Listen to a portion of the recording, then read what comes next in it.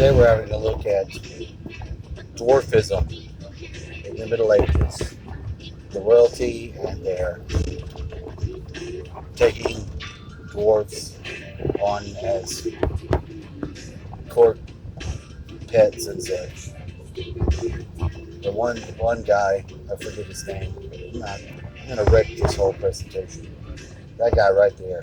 He had a dwarf child, a midget, a wee child, and he presented it to the queen by dressing him in a suit of armor and having him bust out of a cave.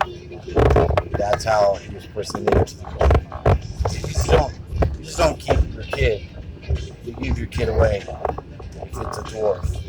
Of course, you let it grow up a little bit, thinking maybe it'll grow, maybe it'll get a little bigger, and it just stays about a 3-year-old's height. And you're like, fuck, I guess I got one. That's how they found out. There wasn't a blood test. You didn't have a test to find out. The most famous dwarf of all had the most balanced features. He's going to be coming up here, and he often appeared in paintings with his best friend, the monkey.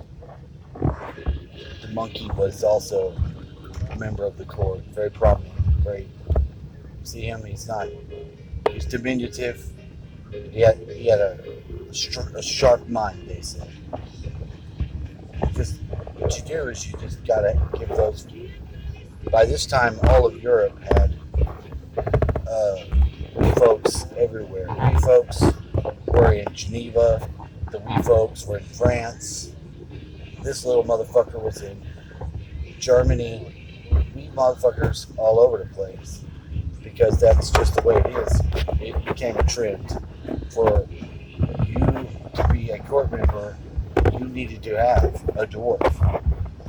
They went on campaigns, at night, looking for children if they were dwarfs, because it wasn't always easy to get a dwarf, Sometimes it was a real hard thing to get a dwarf. Just because you want a dwarf doesn't mean you could just go on down to the fucking 7-Eleven and get one.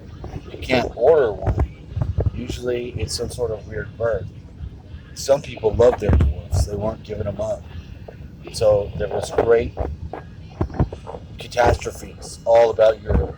The dwarf war of 1702 had occurred because there was a shortage of dwarfs, but there was not a shortage of wanting them. A very sad history. Humans, we don't treat each other well. And we didn't really know that the dwarf was a full human. There was a lot of speculation and superstition back in those days.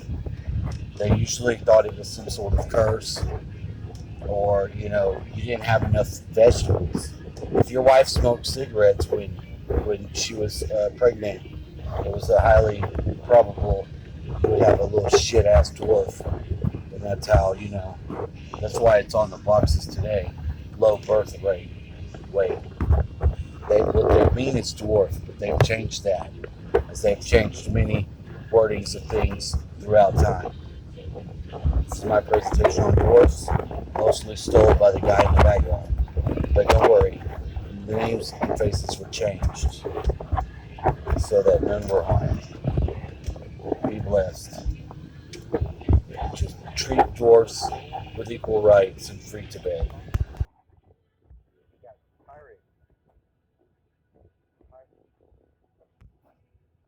What in the motherfucking hell is wrong with that dude's face? What the fuck?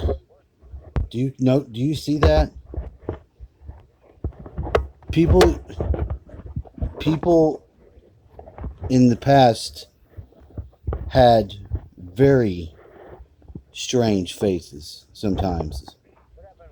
I think that I would throw up. He had double nostrils. What the fuck? The English are still using midgets to this day as MI6 agents.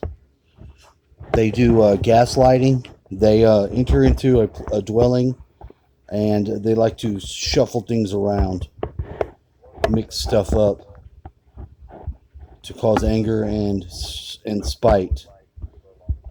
That's right. And do a Spring Hill Jack type shit. Please like, share, subscribe. Beware of midgets. They are people too. Barely.